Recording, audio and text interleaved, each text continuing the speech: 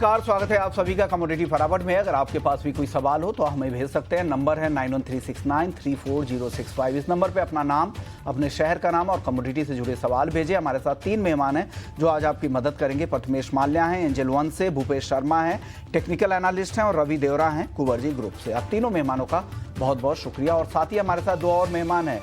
JP spices से JP Laddha जी हैं और उनसे हम समझेंगे हल्दी मार्केट का आउटलुक क्या है, क्या कुछ चल रहा है हल्दी मार्केट को लेकर। और साथ ही मॉनसून का अपडेट देने के लिए हमारे साथ स्काईमेट के सीनियर साइंटिस्ट महेश पलावत जी भी हैं। बहुत बहुत शुक्रिया आप दोनों मेहमानों का भी।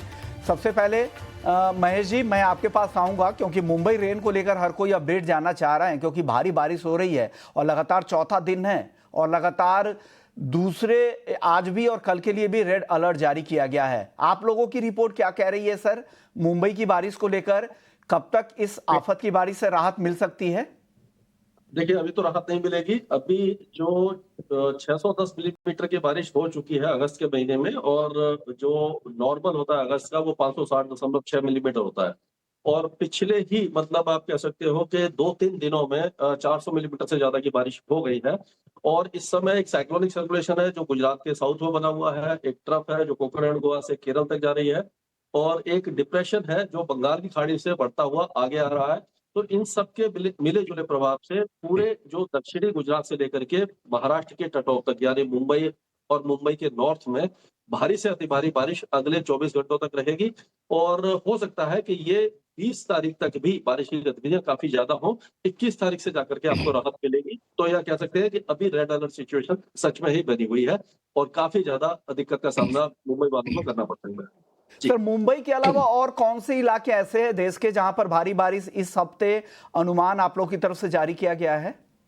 देखिए, पूरा मुंबई ही इसकी जद में आएगा, लेकिन जो उत्तरी इलाके होंगे मुंबई के वो सबसे ज्यादा भारी बारिश देखेंगे। और जैसे जैसे मुंबई के और ज्यादा उत्तर में जाएंगे, आप साउथ गुजरात की तरफ जाएंगे, तो सूरत, वलसाड़, नवसारी, डांग, पंचमहल, यहाँ पर भी बहुत ज्यादा भारी बारिश है।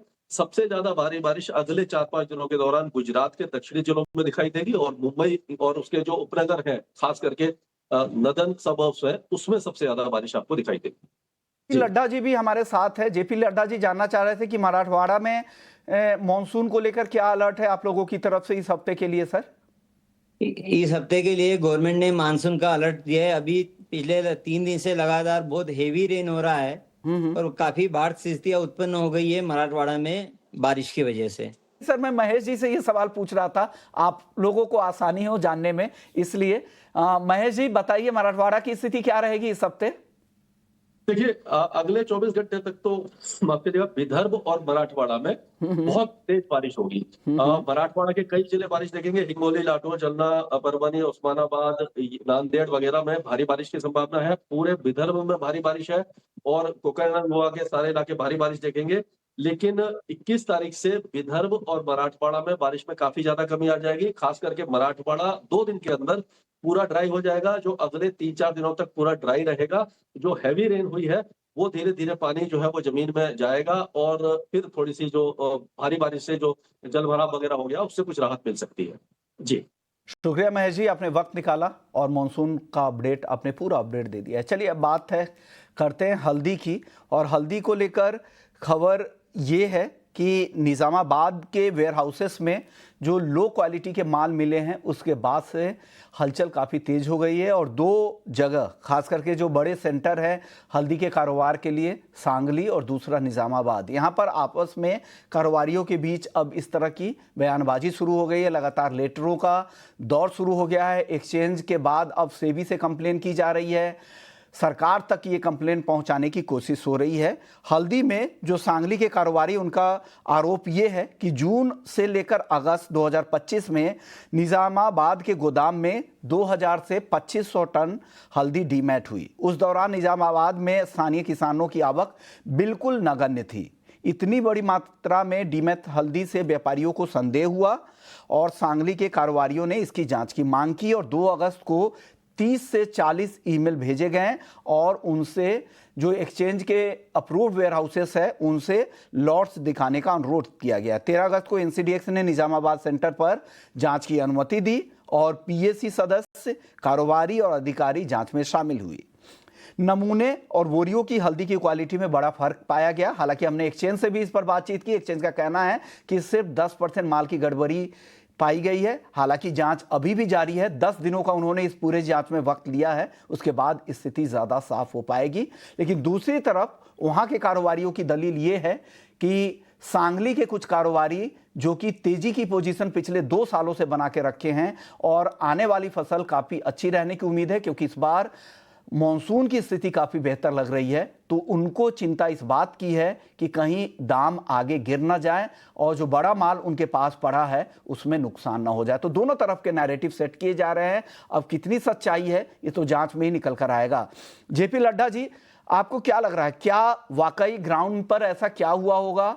क्योंकि दोनों दलीलें हैं, किस बात को मानी जाए बिना जांच के ये कहना मुश्किल है। सांगली वाले अपनी दलील रख रहे हैं कि माल में गड़बड़ी थी, कितनी गड़बड़ी है उन्हें भी नहीं पता। अगर पूरे सैंपल में तो गड़बड़ी नहीं होगी, पूरे माल में तो गड़बड़ी नहीं होगी, कुछ 10% 20% गड़बड़ी हो सकती है कि उसमें असम का माल मिला हो जो लो क्वालिटी का हो, लेकिन पूरे माल पर बिना पूरी जांच के इस तरह से सवाल उठाना, और आमतौर पर ऐसा होता है कारोबार में, आपका जो वेस्टेड इंटरेस्ट है, अगर आपके हिसाब से अगर वायदा चला तो ठीक है, नहीं चला तो वायदा बाजार पर सवाल उठाते हैं। इस पर आपकी राय क्या है सर?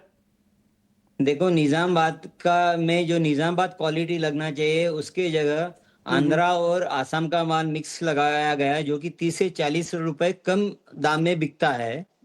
और ये करके एनसीडीएक्स नीचे गिरा के किसानों का, मराठवाड़ा का और सभी जगह 20 से 25 लाख बोरी कम भाव में बिकवा के एक्सपोर्ट भी कम भाव में करवा के किसानों का और देश का बड़ा नुकसान किया इन लोगों ने। जबकि फंडामेंटल बहुत स्ट्रांग होते हुए भी वायदा बाजार गिराया गया हल्के माल लगवा के। तो इसकी पूरी जांच होना चाहिए कि हाँ, पूरी जांच का तो उन्होंने, एक्सचेंज ने कहा भी है। नहीं। उन्होंने बसमत और सांगली का माल का भी जांच करवानी चाहिए, ऐसा हम लोगों का अनुरोध है एनसीडीएक्स वालों को। ओके। और एनसीडीएक्स की सब्सिडियरी एनसीसीएल ने दोषियों पर भी 10 दिनों में कार्रवाई की भी बात कही है और लगातार इसकी जांच चल भी रही। उन्होंने कहा भी है कि इंडिपेंडेंट ऑडिट भी कराए जाएंगे। उसके बाद भी आपको सर इस बात की भी पुष्टि आप कर रहे हैं क्या कि वाकई बड़े स्केल पर वहां पे गड़बड़ी चल रही थी निजामाबाद में, या सांगली को लेकर जो सवाल उठाए जा रहे हैं कि तेजी की पोजीशन वाले इस तरह के नैरेटिव सेट कर रहे हैं, आप किस तरफ हैं सर? नहीं, इसमें गड़बड़ी पाई गई है। और एनसीडीएक्स में किसानों का माल है, एनसीडीएक्स किसानों के लिए खोला गया है, या किसानों की एक बोरी भी नहीं लगती है। और जो पहले 10 ट्रेडर से 85% उनका शेयर हो केवल 10 लोगों का ही है। और 1 लाख बोरी जो एनसीडी में, उससे 1 करोड़ बोरी का भाव नहीं तय किया सकता। इससे किसानों को एनसीडी गिरने से स्वाभाविक ही कम रेट में माल लिया जाता है। एक्सपोर्ट भी कम रेट में होने से किसानों का और देश का दोनों का काफी नुकसान हो रहा है। मोदी जी कहते देश की अर्थव्यवस्था तीसरे चरण में लेके जाना है, लेकिन ऐसे किसान उत्पाद के रेट गिरते रहेंगे तो देश आगे कैसा बढ़ेगा? सर, किसानों को माल मिलना चाहिए उनकी मेहनत का। ओके सर, इस बार की फसल के बारे में कहा जा रहा है कि मानसून की स्थिति काफी अच्छी है, अभी बम्पर मानसून बुआई की हुई स्थिति है। काफी अच्छी है। पिछले 2-3 दिन से बहुत लगातार बारिश हो रही है, उससे 10-15% का नुकसान हो सकता है। लेकिन अभी ये नुकसान बोलना थोड़ा गड़बड़ हो जाएगा। अक्टूबर में इसका पूरा क्लैरिफिकेशन आ जाएगा जी। ओके सर, ये जो बात कही जा रही है कि कुछ कारोबारी चाहते नहीं हैं कि अप्रैल का वायदा सही समय पर लॉन्च हो, वो उसमें देरी चाहते हैं ताकि वो अपनी तेजी की पोजीशन से निकल पाए। आपको लगता है इसमें कुछ सच्चाई है?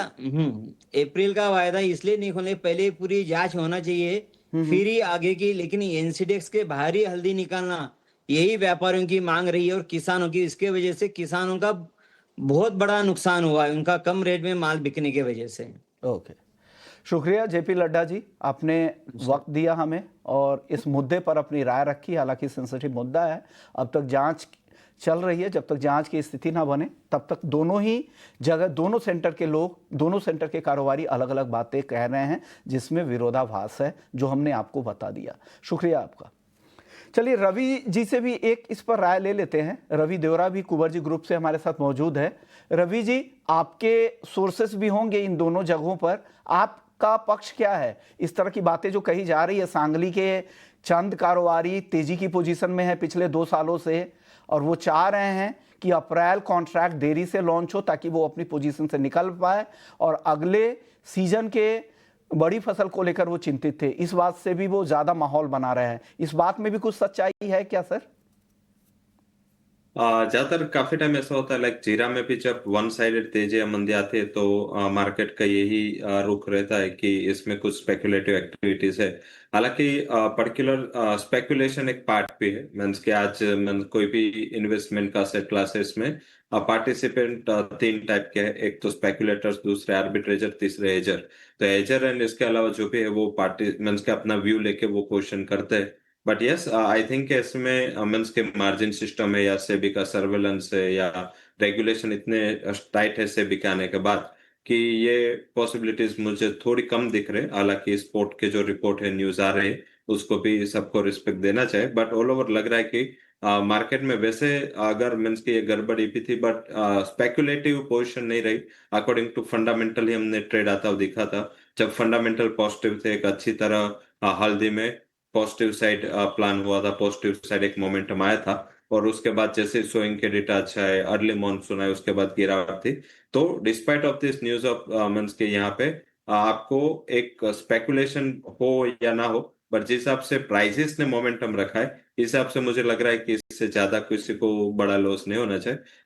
मंस के काफी टाइम ऐसा होता है कि कोई एक से दो पोजीशन या तीन पोजीशन ऐसा कोई क्लाइंट वाइज होता हो वो ऐसे कुछ गड़बड़ी करता है, बट उसके बाद कंप्लायंस बहुत बड़ा स्ट्रांग है। मीन्स के किसी ने भी अगर किया भी होगा, I think SEBI is very strict. Means के अगर पहले फॉरवर्ड मार्केट कमीशन था तब तक क्या था कि वो मिनिस्ट्री ऑफ कॉर्पोरेट अफेयर्स में आता था। अभी जो रेगुलेशन है पूरा फाइनेंस मिनिस्टर अंडर सेबी है। तो मीन्स के अगर किसी ने किया भी होगा देन ये श्योर है कि मीन्स के जो रेगुलेटरी एक्शन हो गए वो काफी स्ट्रिक्ट हो गए। ओके, बिल्कुल। और सेबी भी आप वीकेंड के दौरान लंबी छुट्टी थी, उसके बाद भी सेबी के साथ एक्सचेंज की कई बैठकें हुई हैं और सभी स्टेक होल्डर्स से अफवाहों पर ध्यान नहीं देने की अपील की गई है एक्सचेंज की तरफ से और तय क्वालिटी जांच प्रक्रिया पर भरोसा करने की अपील की गई है। और एनसीडीएक्स की सब्सिडियरी एनसीसीएल ने भी दोषियों पर 10 दिनों में कार्रवाई के संकेत दिए हैं। भूपेश जी, आपकी राय इस पर क्या है? आप भी हल्दी मार्केट को काफी क्लोजली ट्रैक करते हैं, आपके सोर्सेस क्या बता रहे हैं सर? जी नमस्कार विश्वान जी। अगर नमस्कार हल्दी सर। की बात करें, जिस तरीके की ये खबर निकल के आ रही है, अभी मैं सुन रहा था। देखिए, किसी सबसे पहले तो मेरा एक ये रहेगा कि किसी भी अगर कमोडिटी में कोई गड़बड़ की बात होती है तो उसको एनसीडीएक्स से हटा देना कोई उसका सॉल्यूशन नहीं होता। तो ये जो मांग है, जैसे सरसों में और सोयाबीन में और तेल में भी ऐसा किया गया था और बाद में अब वही व्यापारी वर्ग अब उसको दोबारा लाने के लिए कितने प्रयास कर चुके हैं, परंतु वो दोबारा आइटम नहीं आ रहे। तो मुझे लगता है कि अगर किसी प्रकार की इस तरीके की गड़बड़ की सैंपलिंग में मुझे भी खबर मिली है, तो उसमें मुझे लगता है कि सेबी एक अच्छा डिसीजन लेगा। और सेबी, मुझे लगता है कि पिछले जहां भी एनसीसीएल में गड़बड़ियां हुई हैं उन लोगों को भी अच्छी खासी पनिशमेंट मिली है। तो मुझे लगता है कि आगे इसमें कोई ना कोई कार्यवाही जरूर से होगी। कोई कार्रवाई जरूर होगी और इस बार सही फैसला लिया जाएगा और उम्मीद है कि वायदा पर उसकी आंच ना आए। अगर जो गड़बड़ी है उसको ठीक किया जाए, ना कि वायदा ही बंद कर दिया जाए। चलिए, वक्त है ब्रेक का। ब्रेक के बाद जब लौटेंगे तो हमारे तीनों मेहमान बने रहेंगे और सिर्फ आपके सवालों के जवाब दिए जाएंगे। जल्द मेहमान बने हुए हैं। पहले दर्शक है अजित सोनी है, छोटी अवधि में सोने का प्राइस आउटलुक जानना चाह रहे हैं। प्रथमेश जी, गोल्ड का प्राइस आउटलुक क्या है, क्या करना चाहिए इनको शॉर्ट टर्म में? सर अनम्यूट कीजिएगा ऑडियो को। आई थिंक 1,01,000 जो है नियर टर्म पॉसिबल दिखाई दे रहा है, बट फिलहाल के लिए नेक्स्ट 2 से 3 ट्रेडिंग सेशन में कंसोलिडेशन दिख रहा है। 99,600 नीचे की तरफ, 1 लाख रुपया अपसाइड ऊपर की तरफ। तो ट्रेड पर्सपेक्टिव के लिए 99,650 के करीब बाय करना है। 99,500 का स्टॉप, ऊपर में टारगेट 1 लाख रुपए तक के लिए। तो पहला टारगेट है 99,950, 1,01,000 से 99,000 तक का रेंज इनको दिख रहा है। अरविंद जैन है, चांदी में ऊपरी स्तर पर क्या हो सकता है? रवि जी, क्या हो सकता है चांदी में ऊपरी लेवल पे, क्या करना चाहिए? अभी 1,14 के ऊपर है। मेरे हिसाब से रुकना चाहे, यहाँ पे ट्रेंड क्लियर पॉजिटिव है। साथ में 1,12,000 का नया बेस भी बन चुका है। आप देखें चांदी एवरेज 6,000 पॉइंट का नया बेस बना रही। अभी due to this correction in gold यहाँ पे थोड़ा मुनाफा वसूली है, बट ऑल ओवर आउटलुक यहाँ पे पॉजिटिव है। 1,13,600 के करीब बाय करें, 1,14,800 का टारगेट होगा। 1,13,100 का स्टॉप लॉस लगाए। जो लास्ट वीक में वीकेंड में जो चाइना के इंडस्ट्रियल एक्टिविटीज में थोड़ा डेटा खराब आए थे, तो इस हिसाब से आज थोड़ा कंसोलिडेशन कर रहा है। और मुझे लग रहा है कि मेटल्स में जैसे ही रिकवरी स्टार्ट होगी, एक अच्छे अपसाइड यहाँ पे पॉसिबल। गोपाल हैं दिल्ली से 1,09,000 रुपए पर। सोने में 1,09,000 नहीं होगा, 1,90,000 हो सकता है। कहाँ एग्जिट करना चाहिए? गोपाल दिल्ली है। भूपेश जी, आप बता दीजिए, 1,90,000 रुपए पे इन्होंने खरीदा है, कहाँ एग्जिट करें? जी सर, अगर सोने की बात करी जाए तो सोने का ट्रेंड अभी भी पॉजिटिव बना हुआ है। मुझे लगता है कि 99,400 के नीचे एक बार मंदा नहीं लगता बाजार। इनके भाव एक बार बहुत आसानी से आ जाएंगे, तो इनके भाव आने पर ये आसानी से निकल सकते हैं। मेरी सलाह रहेगी आज के लिए और आने वाले कल के लिए कि बाजार में 99,400 का स्टॉप लॉस लगाकर खरीदारी करनी चाहिए 1,02,50 के लक्ष्य के लिए।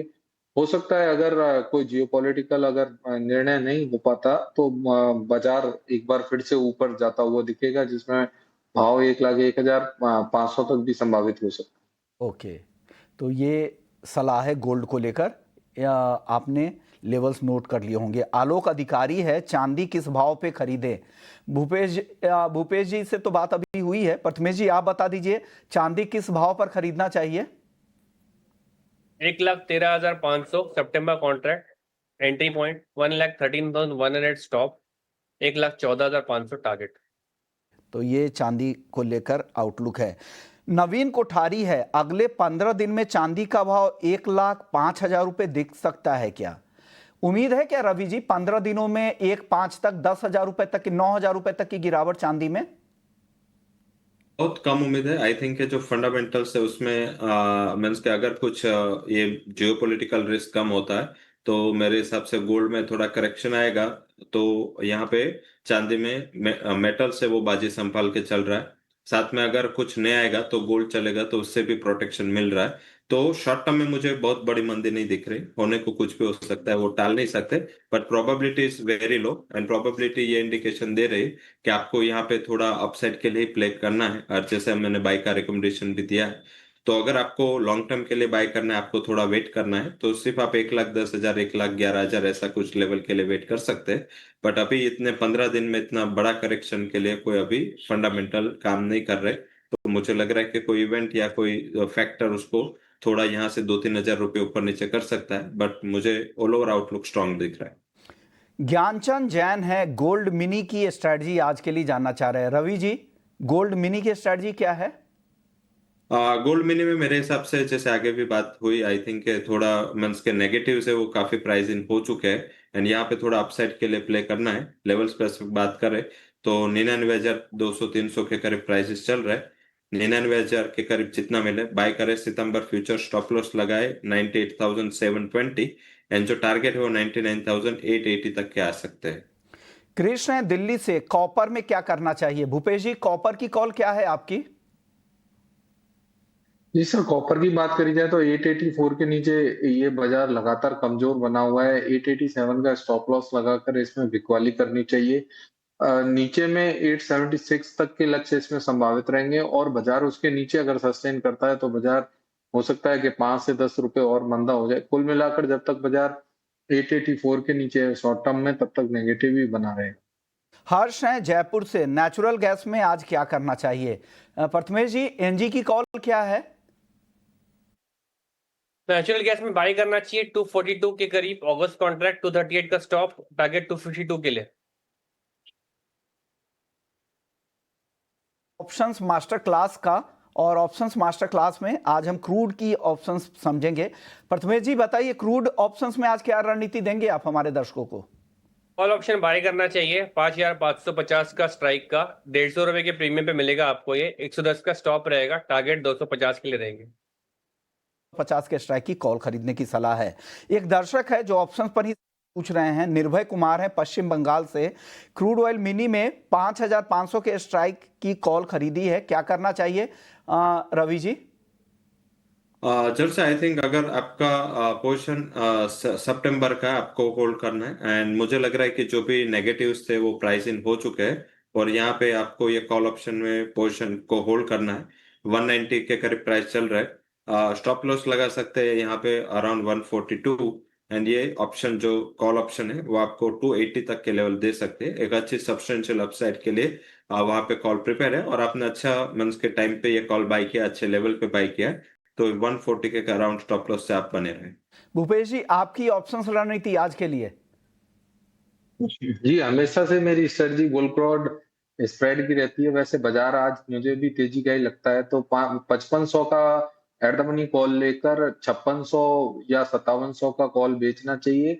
इसमें क्या रहता है कि बेसिकली अगर टाइम पीरियड जैसे जैसे डिके होता है तो आपका प्रीमियम उतना डिके नहीं होता। तो मुझे लगता है कि 5500 की खरीदें और 5600 की बेचें।